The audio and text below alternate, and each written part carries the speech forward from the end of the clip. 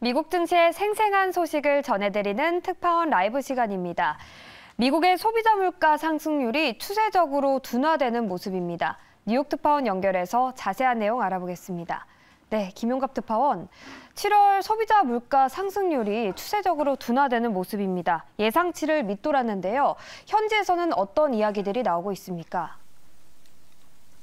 네, 그렇습니다. 미국의 소비자 물가 상승률이 전월과 비교하면 조금 오르기는 했지만 둔화 추세가 지속되고 있습니다. 미 노동부에 따르면 7월 소비자 물가 지수 CPI는 지난해 같은 기간 대비 3.2% 상승했습니다.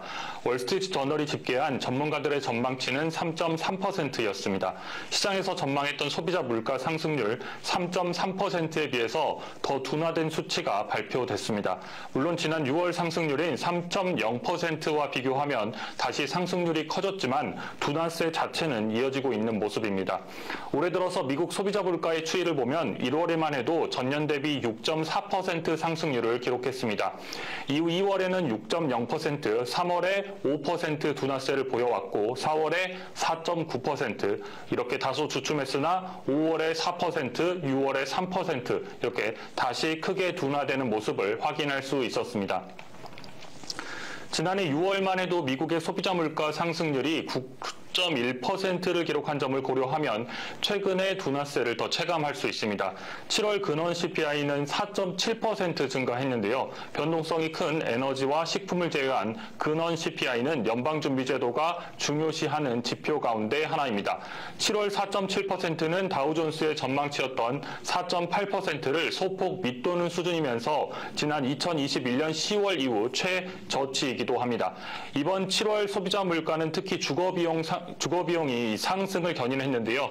주거비는 지난해와 비교해서 7.7% 올랐습니다. 이는 전체 CPI 상승분의 90%를 차지합니다. 다만 주거비의 경우에는 통상 주거비의 지표와 실제 주거비 사이에서 약 6개월에서 길게는 1년까지의 시차가 있습니다. 따라서 향후 주거비 지표가 하락 전환하면 물가는 더 잡힐 수 있을 것으로 보입니다. 일부 항목들을 보면 물가가 완화된 모습들을 볼 수 있었는데요. 코로나19 팬데믹 과정에서 급등했던 중고차 가격의 하락세도 이어졌습니다. 중고차와 트럭의 가격은 지난해 대비해서 5.6% 하락했습니다. 이외에 에너지 가격도 12.5% 하락했습니다. 무디스 애널리틱스의 마크 잔디 수석 이코노미스트는 인플레가 여전히 너무 높지만 목표를 향해 빠르게 나아가고 있다며 모든 것들이 대본대로 간다면 인플레이션은 내년 이맘때쯤 연준의 목표치로 돌아올 것이라고 밝히기도 했습니다. 다만 최근 한두 달 사이에 오르고 있는 유가는 앞으로 위협이 될 수 있다고 경고했습니다. 메리 데일리 샌프란시스코 연은 총재는 이날 CPI에 대해서 아직 우리가 승리했다고 말하는 데이터가 아니다라며 추가 금리 인상을 시사하기도 했습니다. 연준의 목표치인 2%와 비교하면 여전히 물가가 높다는 겁니다. 대체로 시장에서는 7월 CPI 공개 이후 연준의 9월 기준금리 동결 가능성에 더 무게가 실리고 있습니다. 시카고 상품거래소 패드워치에 따르면 연방 기금금리 선물 시장에서 연준이 9월에 기준금리를 동결할 가능성은 90%에 달합니다. 네, 예상보다 낮은 미국의 7월 소비자 물가 지수에 뉴욕 증시는 안도했습니다. 뉴욕 증시가 3거래일 만에 반등했죠?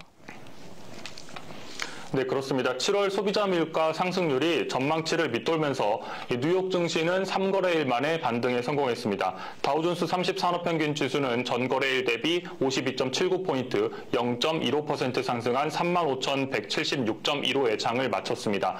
S&P 500 지수는 1.12포인트, 0.03% 상승한 4,468.83에 나스닥 지수는 15.97포인트, 0.12% 상승한 13,737.99의 거래를 마쳤습니다.